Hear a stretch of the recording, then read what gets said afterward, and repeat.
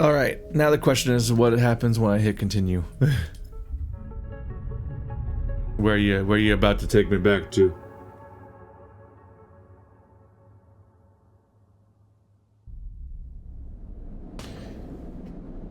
Is it time for me to pick the other option? I guess at this point we went this far into the plan that we have to like live with the consequences of betraying them, right? If I continue.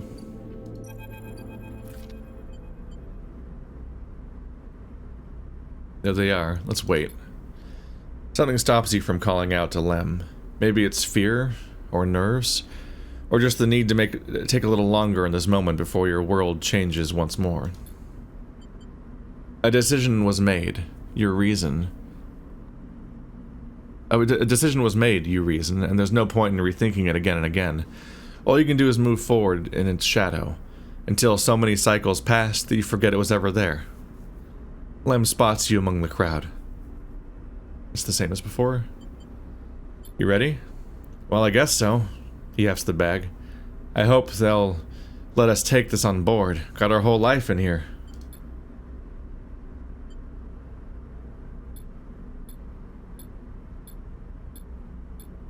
This is all from last time.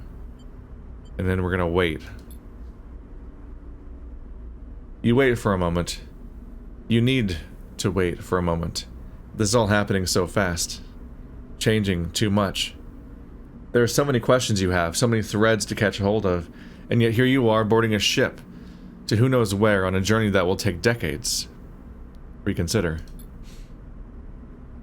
Is this really what you want? How will you even survive? You suddenly feel dizzy, unsettled.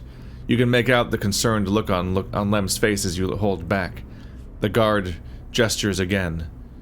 Mina's eyes, looking back at you, are so bright in the starlight. Stay on the eye. You can't do it.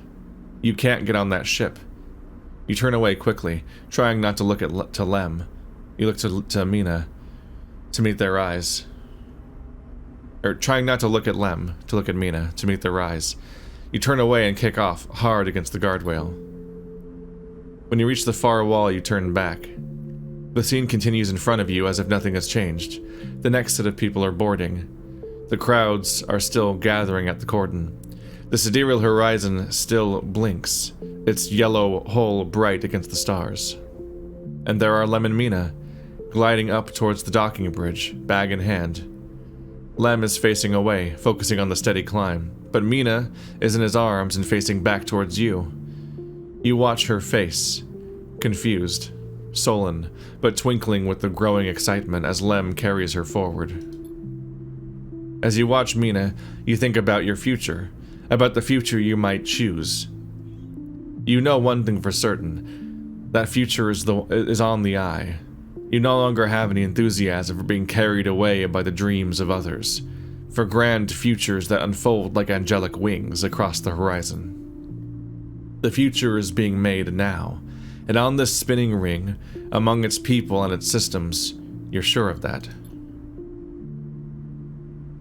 But as you watch Mina disappear into the entrance of the sidereal horizon, and much later, when you watch the ship pull away, you feel a sense of longing, a longing to be carried, not by the systems that spin the suns or the corporations that run the colonies, but by love, towards an uncertain future, just as Mina was. That, you think, is the future you wish to make here, on Erlin's Eye. No.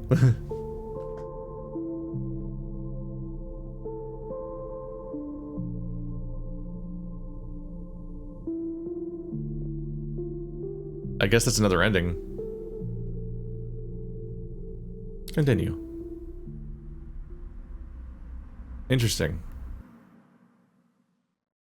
Weird.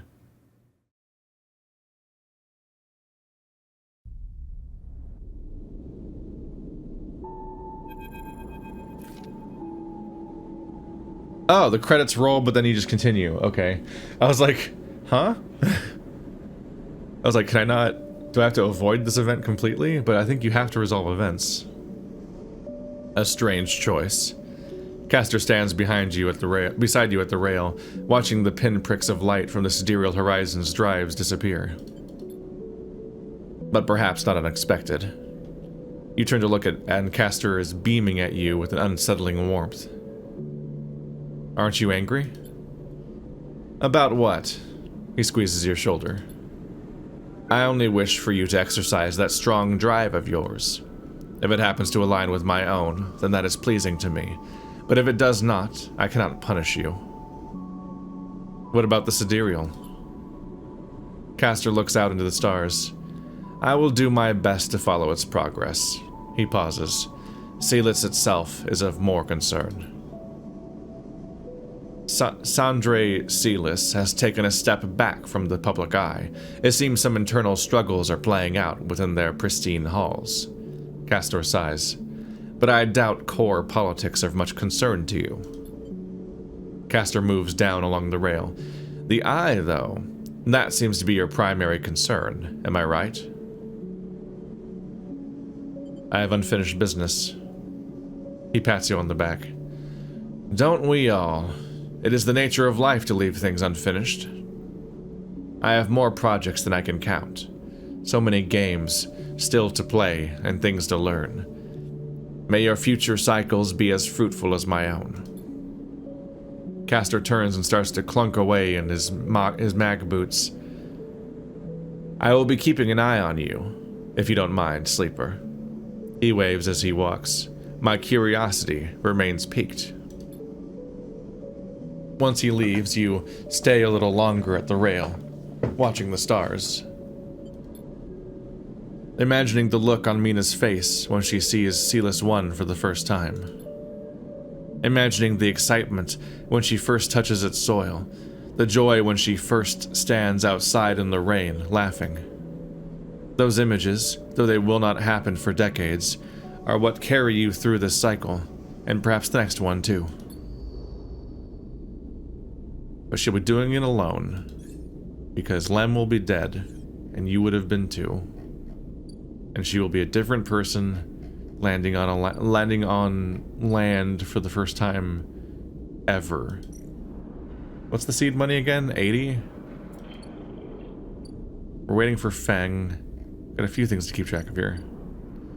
Gotta prune this objective list, god dang. It is getting a little shorter. But now the guy that was all the way down here is gone. Yep. Feng will be back tomorrow.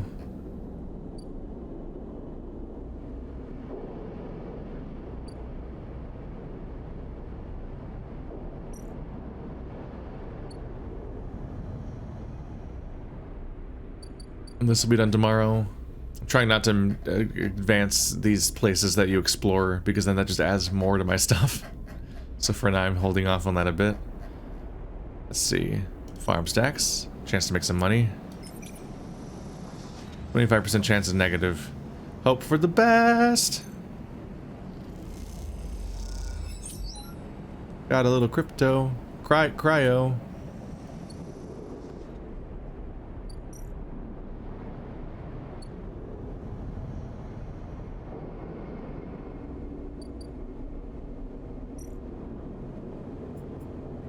And a little bit on the cat.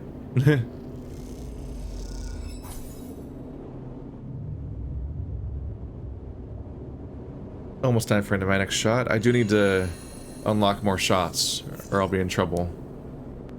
There's a reason to proceed forward more, too.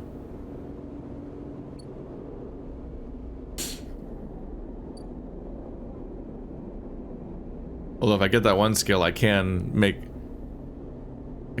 do with 2 for a while, but that would just kind of be agony, having to rest that often. Bang. Bang grins at you as the bay door slides open. Above, in the rest of the building, people are busy, frightened. They speak in hushed tones and organize endless meetings after endless meeting. Havenage have avoided a full-blown crisis for now, but change is coming. Bang is in good spirits, bundles you inside before you even have the chance to greet him. That was the slickest operation the station has seen. He hugs you firmly. You made my job easy. He shakes you by the shoulders. I'm so proud. And, he smiles, I got to watch through the cameras as the Havenage security that weren't in on it assaulted the station. Feng smiled. One of them straight up just whacked Hardin with their pistol. It was beautiful. They have him? He's being held, yeah. He looks around. I think the idea is to use him as leverage with Conway, get them to back off. Maybe they'll exile him when they're done, or hand him over to some core authority. Feng shrugs. Now I know he won't be an issue. I'm going to be focusing on systems for a bit. He shakes his head, seeing as that's my actual job. He points to the ceiling. The people upstairs weren't so happy, though.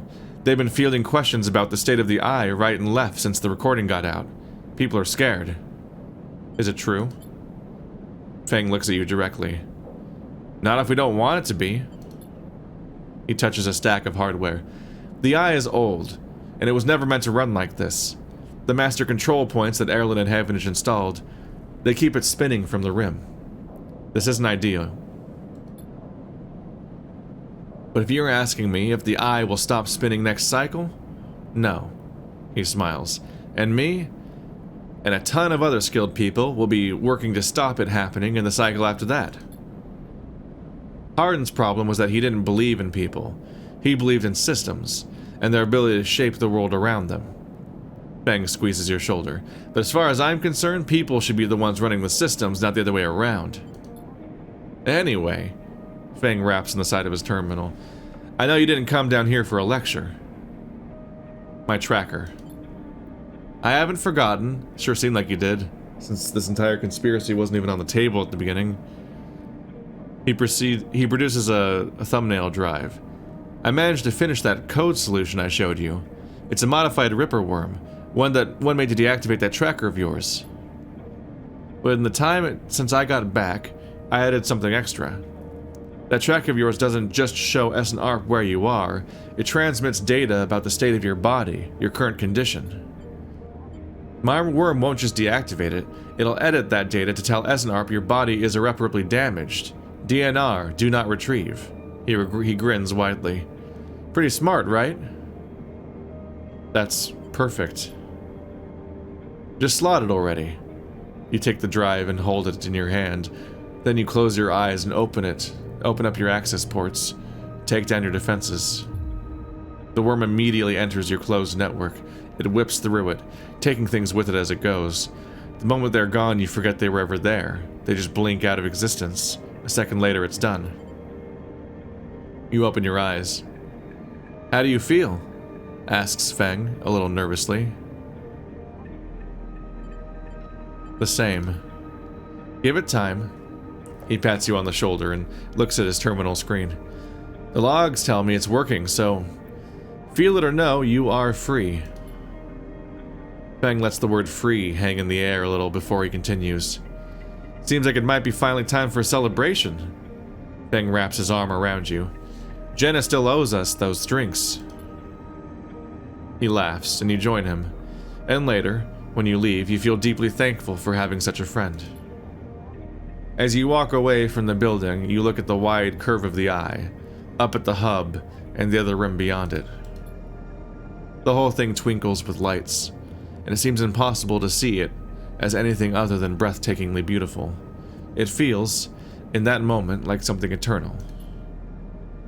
That doesn't mean it can, or even should, last forever, or that it will never change, fade, or decay. It simply means that in this moment, this place has a future, and it is one that you know, deeply and truly, is worth protecting. Am I right? Did we just free the sleeper?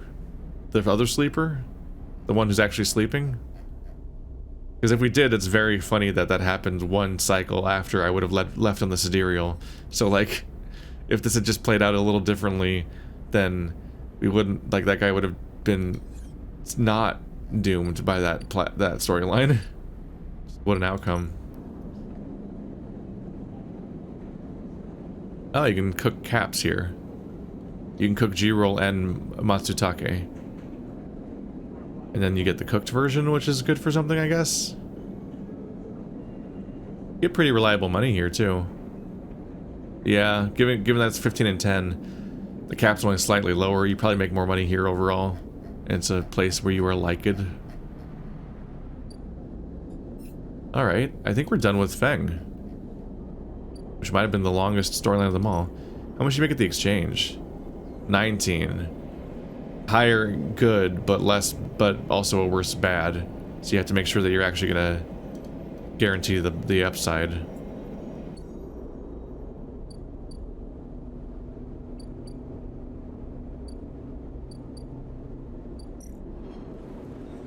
I think I finally am caught up on basically everything. Do I have anything I can sell? Yada gun. I need 2 more of those.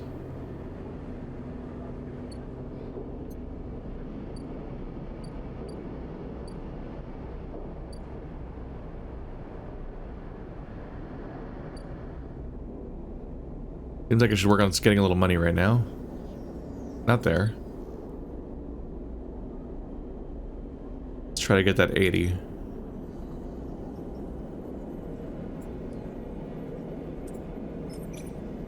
%, positive.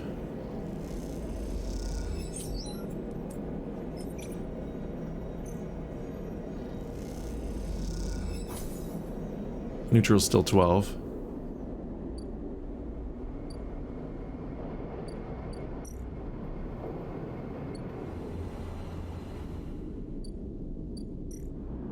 Bliss's Bay.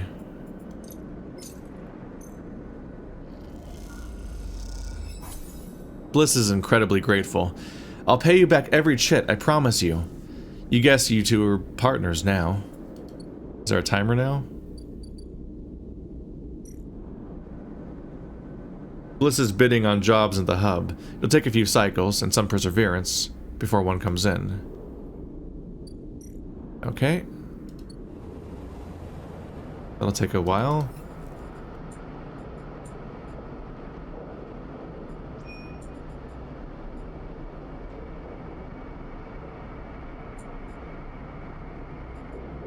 I'm trying to find caps and harvest the mushrooms. I don't think I can harvest the mushrooms yet. Oh. Harvest mushrooms. Intuit. You get random rare mushrooms or G-roll. Okay. Fungal yield. The crop of fruiting bodies has broken the surface of the mulch. Once harvested, you'll have to grow more. So when I fill this up, then I have to go get more spores. This is a whole process. Maybe I can find the Matsutake caps.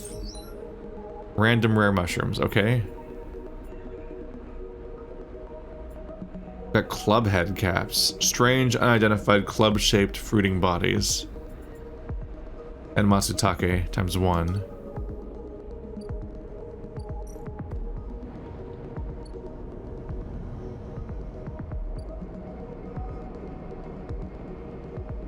I do believe he needed 3. 2. Okay, so we're almost there.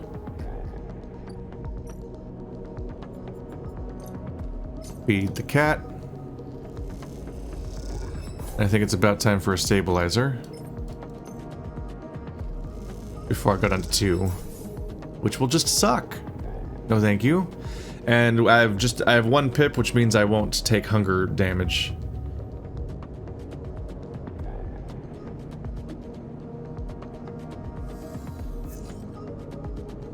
There we go. I guess I'll just do it again. I'm trying to focus on the tasks I have now.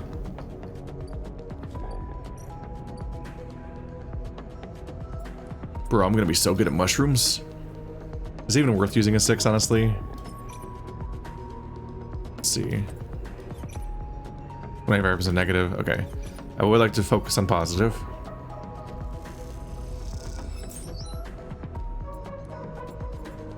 I've got my second Matsutake. And I think Given that the story is that I'm eating at his place, this probably will regenerate my energy too.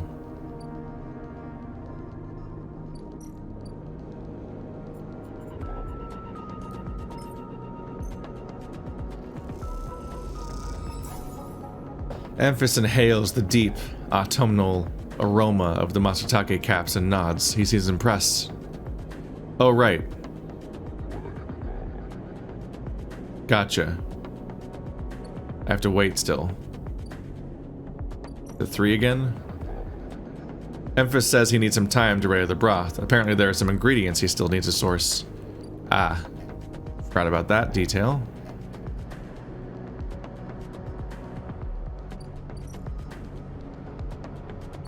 Now, currently have a need to harvest more club head caps. We'll probably get away from that.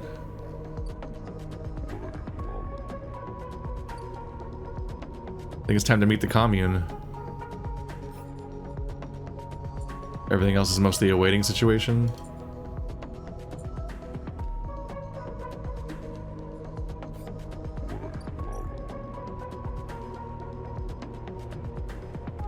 You can work the canteen.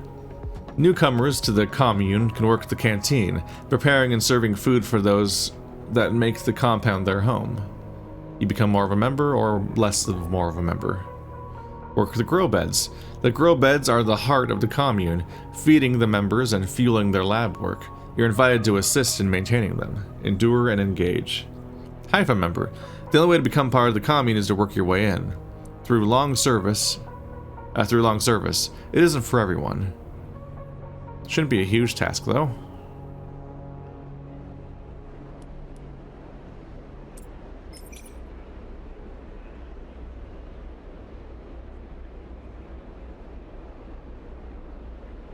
Let's see, a 3. I could probably re-roll it.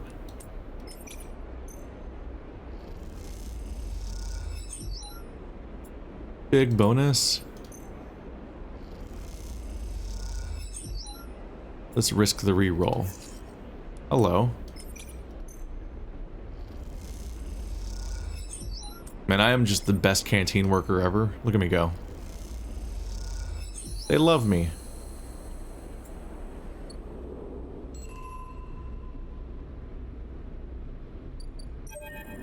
Rico. You head down into the Hypha compound, following a blue painted line that's labeled laboratories. The member you were assigned to work with told you they'd ask to see you. The laboratory asked to see us. But you still have no idea what about. The line takes you to a blue door and through to a glass-roofed chamber where a network of stems and leaves filters the sunlight coming through the ceiling, casting the whole chamber in a strange yellow-green. Peaceful, isn't it? Distracted by the green, you miss the woman standing at a lab bench, camouflaged by the dappled light. Welcome to my sanctuary, she smiles. Come, let's talk, she says, and beckons you closer.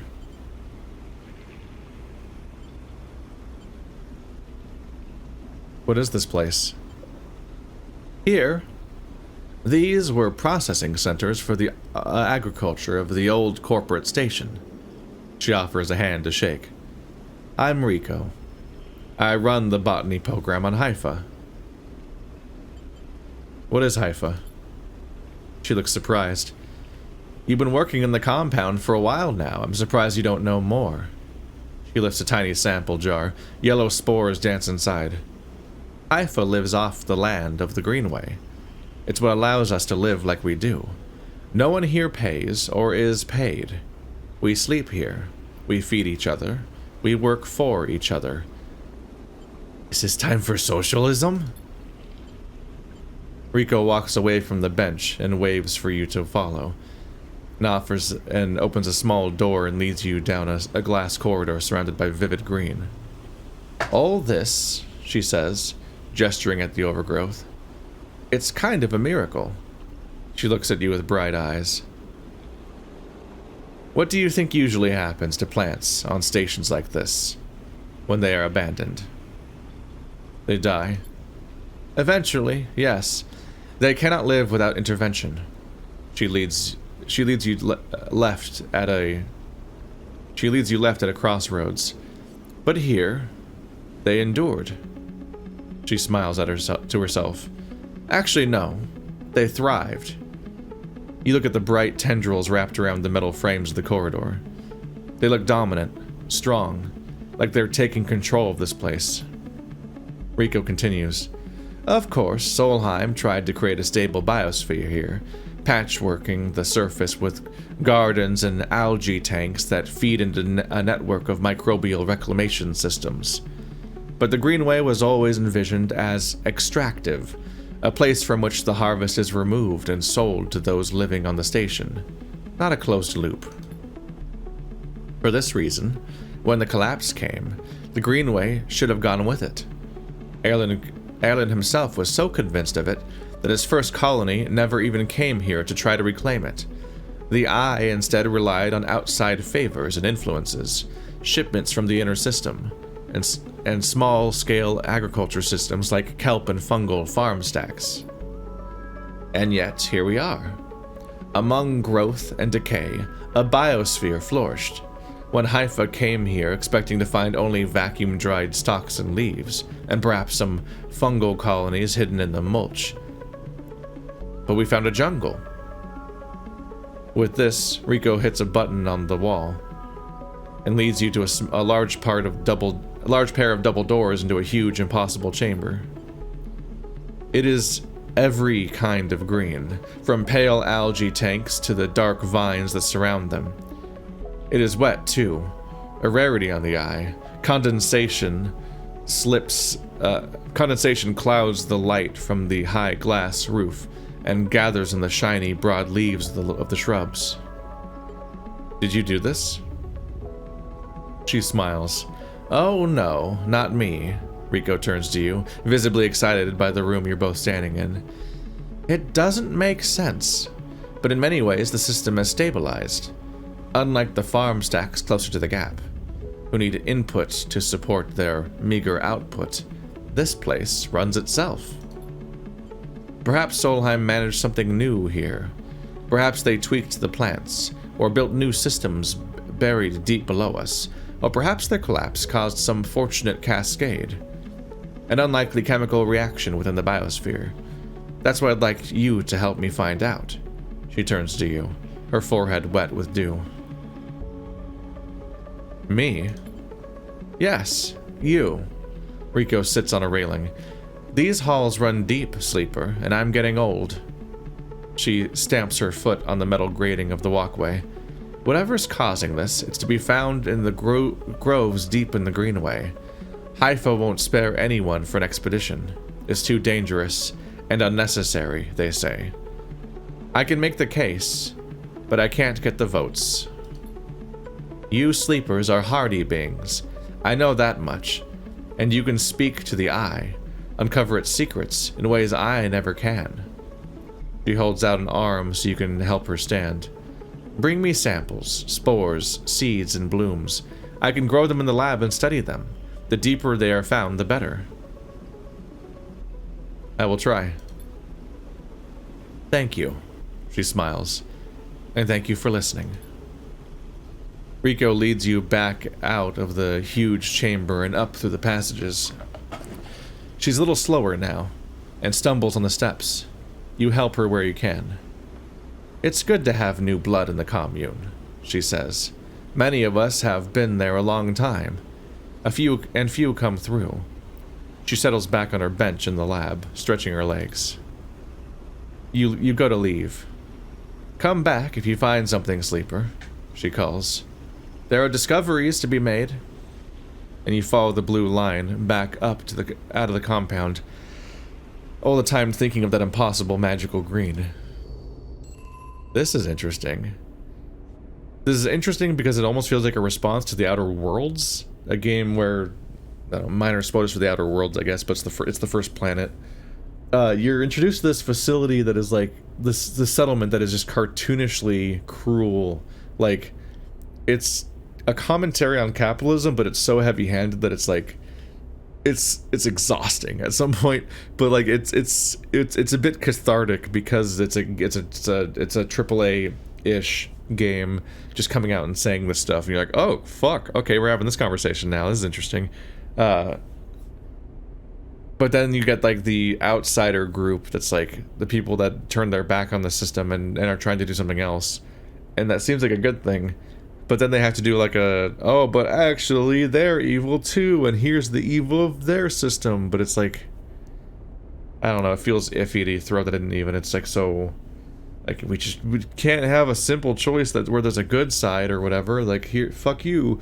Actually, we made the good guy, the people in the better system evil too for reasons. And it's like, they even very specifically were people in a commune that was all about growing and so on. So it's like, it's interesting to see the same setup happen here. And the question is where this game will take that. 3 points again. Wow. They're really starting to come in, aren't they? Engineer gives me scrap when I use it, so that's a good thing to incentivize too. Those are the two ones that give me skills. Ooh. Can I just have a sleeping quarters here? I can also sleep here. Now I have 4 homes, I guess. Saves me some scrolling.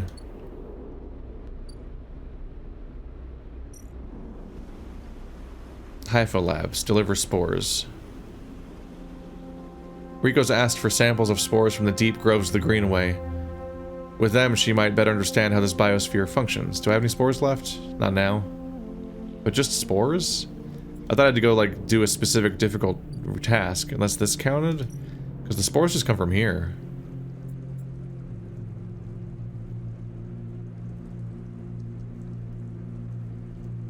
Oh, in the deep groves. Okay. I guess I just already had access to this task and have been doing it. That's fungus, though. Those are the spores. It's not very dangerous. Huh.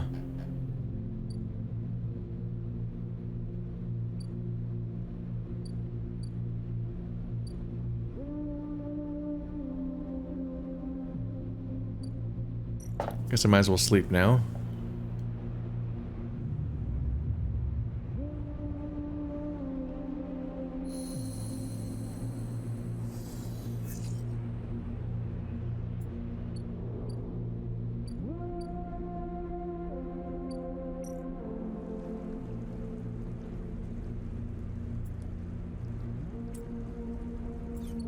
Oop.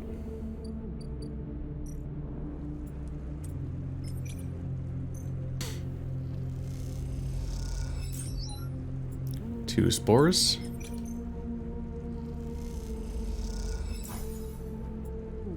Three spores. Ah.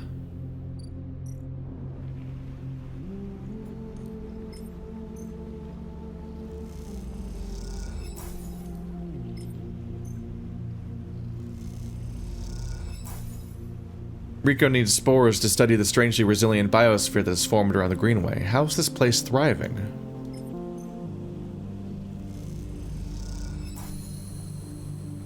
Rico's grateful for the contribution.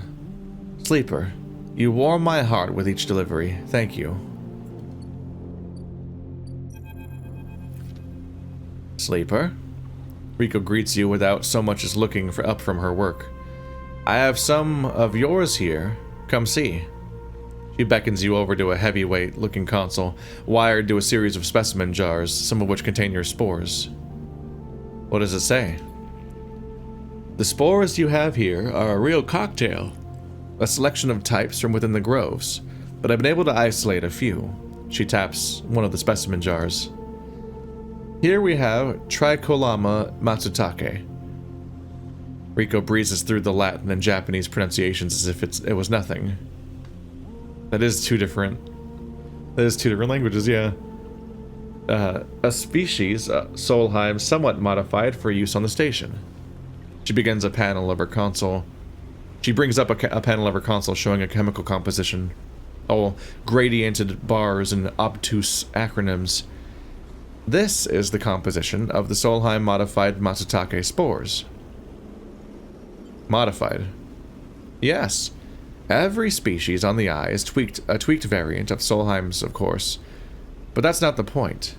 Rico breaks up another panel, identical in layout, but with wildly different colors and numbers. You see, this is what your Matsutake spores look like. They aren't the same? That's the conclusion, yes. Rico glances at the specimen jar as if it might have something to add.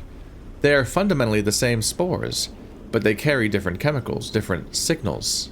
She leans back and sighs. Solheim may have introduced their own tweaked version in the beginning, but the groves have, and still are, affecting them. Affecting them how? It's hard to tell without samples of fully grown mushrooms. She meets your eye, and herein lies our problem. She moves to another desk, where two trays sit side by side. The first contains nothing but plant mulch. The second you smell, before you even look at it. The pungent aroma of the fruiting matsutake like rotting, sodden overalls laced with an edge of spice. The matsutake here are grown from Solheim stalks, pulled from a spore vault in this complex. She winks. They are delicious, by the way.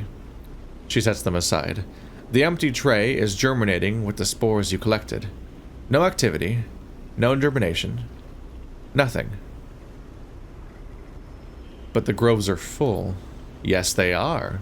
Rico looks at you directly, and you suddenly realize how much she's enjoying this. So, here is our puzzle, Sleeper. Spores from the groves won't grow in the lab. But gathering fruited bodies from the groves is too unpredictable. Oh. We need to grow a fruiting body from some of those spores so we can track it, understand it. In short, I need you to become a mushroom farmer. Actually, I already started. Rico looks impressed. Well, well, an eco-mycologist. I never would have guessed. I assume you set yourself up in the aviary. I've been eyeing that place for its proximity to the groves. Bring me whatever grows, not just matsutake.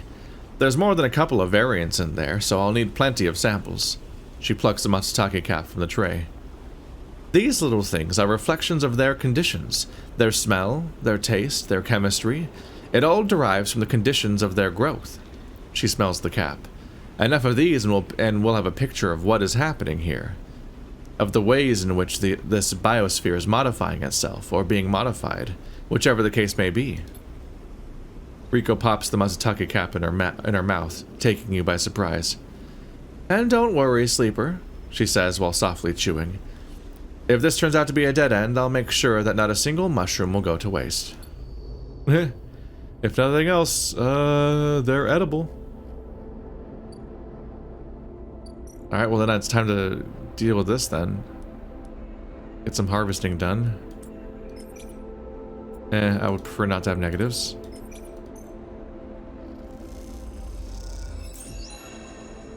My fungus yield is emptied. Also, these dice suck. Brrp. Aww.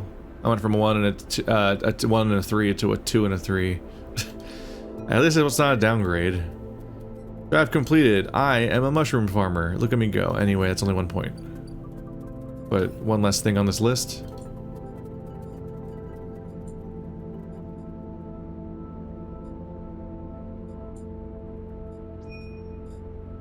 Trying to make this shrink faster than it grows. Time to get spores again. So now I need to go get 3 spores. I think both Emphas and Bliss aren't ready for me yet. So I'll keep going.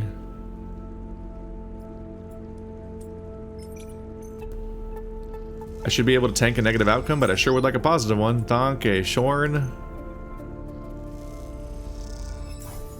That's exactly 3. The Grove provides. I keep getting exactly what I need.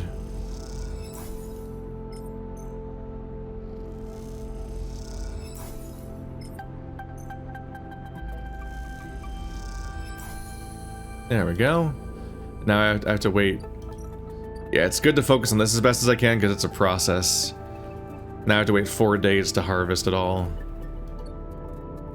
Which means this whole thing's on pause until then. Let's see. It is time to sleep.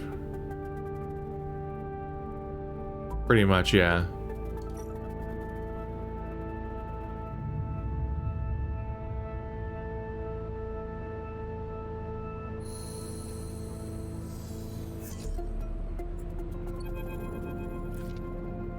Oh.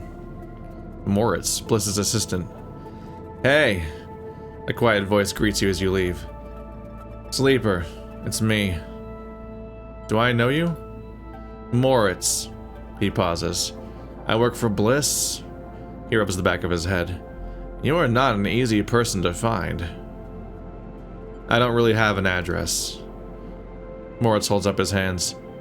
Hey, no judgment, it's cool. You both stand there for a moment, each waiting for the other to speak. So... Ah, yeah. Well, Bliss needs you. A job just came in. A real big one. She's asking for you to come up and help her out. He nods sagely. I'll be right there. Nice. Yeah. Moritz stands there for a little while, unsure if the message is delivered. I've got it. Cool. Cool. He looks around. Bliss just likes me to do a thorough job, you know? He rubs his hands together before burying them in his jacket pockets. See you, sleeper. Moritz ambles off down the corridor, kicking a filter cap on his way out. Time to head to Bliss's Bay, then. She's got her own Jesse Pinkman. Okay. Yeah, I can still give what I found. Got a Matsutake. But you also don't want club heads. What are club heads for? Everyone wants G-roll and Matsutake. That was a decent chunk of progress.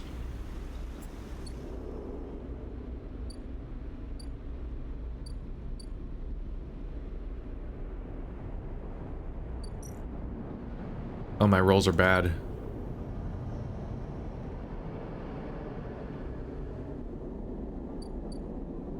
Memphis is waiting for tomorrow still.